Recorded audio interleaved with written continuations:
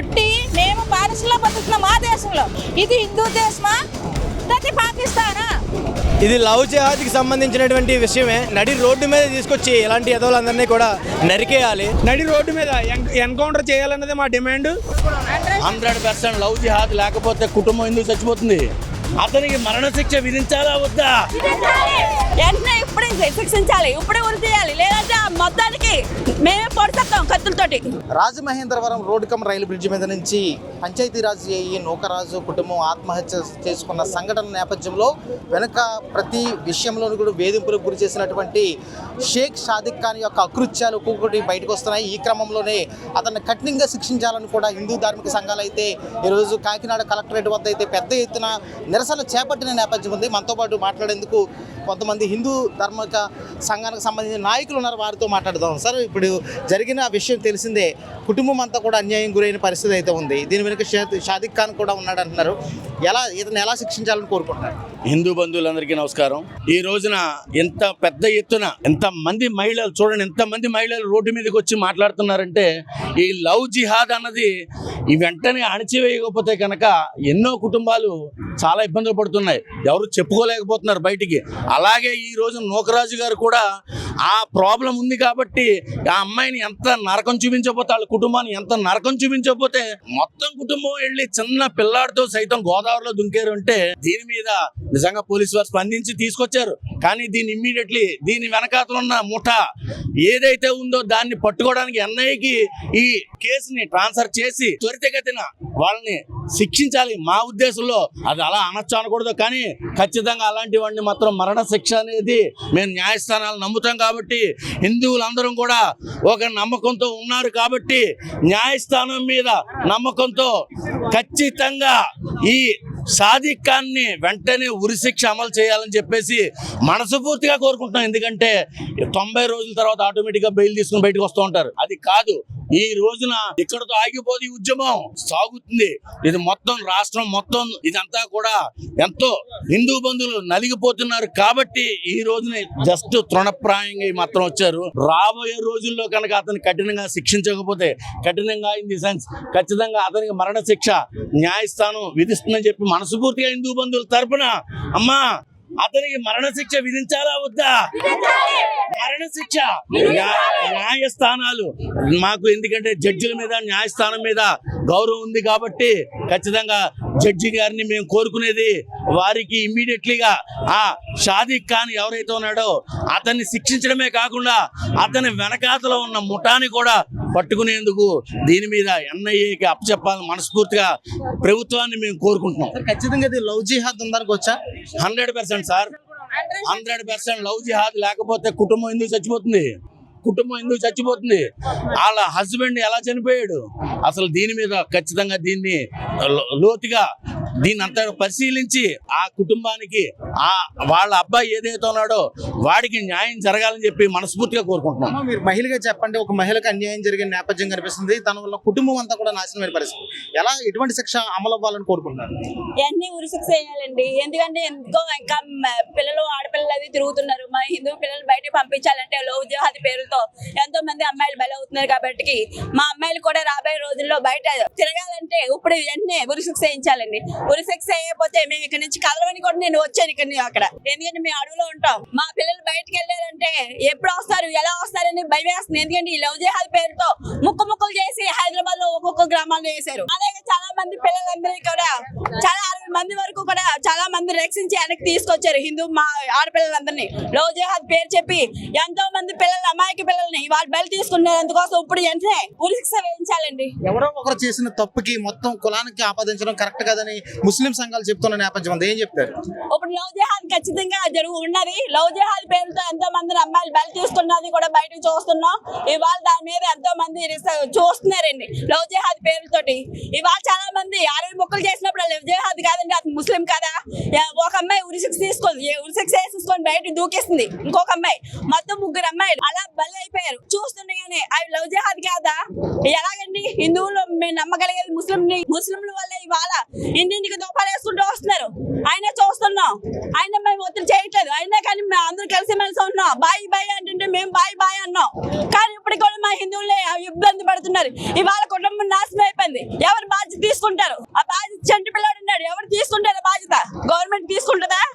చంటి పిల్లాడండి, వెంటనే ఇప్పుడే శిక్షించాలి, ఇప్పుడే ఉరి తీయాలి. లేదంటే ఆ మొత్తానికి మేమే పొడిసేస్తాం కత్తులతోటి. అంత భయవేస్తుంది. రాణి రుద్రమదేవి ఎలా అయితే చేస్తుందో మేము అలాగే చేస్తాం. ప్రత్యేకంగా అమలవుతున్న శిక్షలు ఉంటాయి, దాన్ని ఆ విధంగా కోరుకోవాలి కదా. రాజ్యాంగ పరిధిని శాంతియుతంగా ఎంతో ఓదార్పుతో ముందుకెళ్తున్నామండి, ఎంతో ఓదార్పుతో ముందుకెళ్తున్నాం. కానీ మా ఓదార్పులంతా ఎక్కడే నీరు కార్చేస్తున్నారు. మేము ఇప్పుడు ఇంకా శాంతించలేం. మేము హిందువులు అందరూ, మా హిందువులు మేము ఇప్పుడైనా రక్షించుకోవాలి. అందుకోసం ఇప్పుడే వెంటనే ఆయనకు ఉరిశిక్ష చేస్తారా, లేదంటే మా చేతిలో పెడతారో పెట్టండి. మీరు అన్నదానికి తరతరాలుగా హిందువుని తొక్కుకుంటూ నరుక్కుంటూనే వెళ్తున్నారు. హిందువుని మీ ప్రశ్న వేస్తున్నారు, మీరు వాళ్ళని ఎందుకు ప్రశ్నించట్లేదు? అంతేనా? చట్టబద్ధత ఏం జరిగింది? చట్టబద్ధత ఏముంది? ఇది హిందూ దేశమా లేకపోతే పాకిస్తానా? చెప్పండి. ఫస్ట్ ఆఫ్ ఆల్ హిందూగా పుట్టి మేము బానిసలో బతుకుతున్నాం మా దేశంలో. ఇది ఇప్పుడు ప్రతి హిందూ గ్రహించారు. ఇది చిన్నగానే ఉంది. ఇంకా గతం ప్రతి హిందూ ఇంకా ఎంతో నేర్చుకోవాల్సింది ఉంది. ఎంత భవిష్యత్తు మనం దేశానికి మనం తీసుకురావాలి. మన భవిష్యత్తులో మన భావితరాలకు ఇవ్వాలా. ఇక్కడ ఉన్న ప్రతి ఒక్క హిందువు కూడా భావితరాలకి ఇచ్చి పోవాలా. ఆ రీతిగా ప్రతి హిందూ కష్టపడితే మన దేశం మంది. వేరే ఒకరు వచ్చి మనల్ని ఏదో అక్కడి నుంచి వెళ్ళి ఇక్కడ రెచ్చగొట్టి గెలిపిస్తాను. నేను ప్రతి ముస్లింని తప్పు పడతలే. వాళ్ళకు కూడా న్యాయం జరగాలని కోరుకునే వాళ్ళు ఉన్నారు. ఈ దేశంలో పుట్టి ఈ దేశంలో కలిసిపోవాలన్న ముస్లిం ఉన్నాడు. అలాగని అదే ముస్లింలో కొందరు ఎక్కడి నుంచో అవాదవాదులు ఏదో వచ్చి రెచ్చగొట్టి వాళ్ళతో చేయించింది ఉంది. ఇక్కడ గ్రహించవలసింది మన దేశం కోసం మనం పోరాటం చెయ్యాలా, మన దేశం మనం రక్షించుకోవాలని ప్రతి మహిళ, ప్రతి బాలుడేంటి, ప్రతి ఈరుడేంటి ఈ రోజు గలం ఎత్తారు. ఓకే, చాలా సీరియస్ గా తీసుకుంటున్నాం అండి. ఇక్కడ నుంచి ఆయనకు ఉరిశిక్ష పడవలసిందే. ఇంకా ముందు ఇటువంటి ఏమీ రానివ్వకూడదు. ఎవడ ఏ తప్పు చేసినా ఉరి తీయవలసిందే. ఎందుకు బెయిల్ ఇచ్చేస్తారు? మంటలు చేసిన వాళ్ళకి పెట్టి జైల్లో మేపడం ఏంటండి? మళ్ళీ ఆయన బెయిల్ మీద వచ్చేస్తాం, మళ్ళీ తిరిగిపోతాం. మన మా వీధిలోనే 3 మర్డర్స్ అయితే జరిగింది. ఎవడిచ్చాడు? ఒక 3 చనిపోయాడు, 3 చంపేశాడు. వాడు జైలు నుంచి బెయిల్ తెచ్చుకొని ధైర్యంగా తిరుగుతాడు. ఏటి సమాజం, ఏటి చట్టాలు అంటున్నారు కదా, ఇదా చట్టం?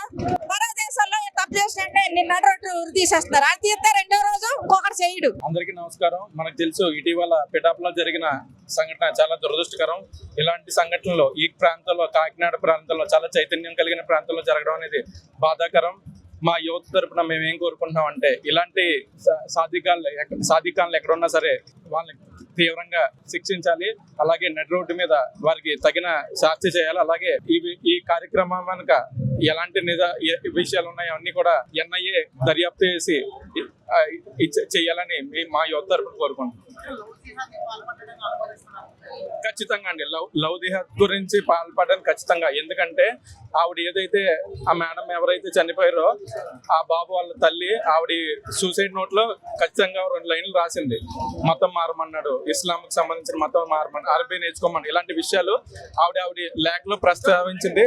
సో దీన్ని తీవ్రంగా లవ్ జిహాద్ పరంగానే పరిగణించాలి, లవ్ జిహాద్ నిర్మూలించాలి.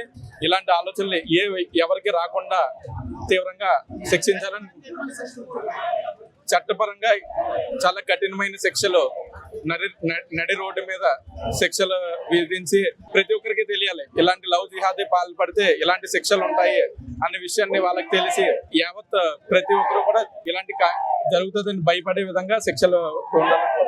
ఈరోజు ఏదైతే మన పిఠాపురం ఏఈ నోగరాజ్ గారి కుటుంబంలో జరిగే విషాదం ఏదైతే ఉందో, అది తీరని విషాదం మన హిందూ బంధువులందరిలో కూడా కలిసివేయడం జరిగింది. ఈ సాధికాన్ని మనం ఇలా అరెస్ట్ చేయడంతోనే కాదు, నడి రోడ్డు మీద తీసుకొచ్చి ఇలాంటి ఎదవులందరినీ కూడా నరికేయాలి. అప్పుడే కానీ బుద్ధి రాదు. కాబట్టి మన హిందువులందరూ కూడా ఎప్పటికైనా సరే ప్రమాదం మన ఇంటి అంచులను పొంచి ఉంది. కాబట్టి ప్రతి ఒక్క హిందువులు కూడా గుర్తుపెట్టుకోవాల్సిన విషయం ఏంటంటే, ఇది ఒక్క ఆయన కుటుంబానికి సంబంధించిన విషయం కాదు, యావత్ హిందూ సమాజానికి అని చెప్పేసి మనందరం యూత్ తరఫున అందరం తెలియజేయడం జరుగుతుంది.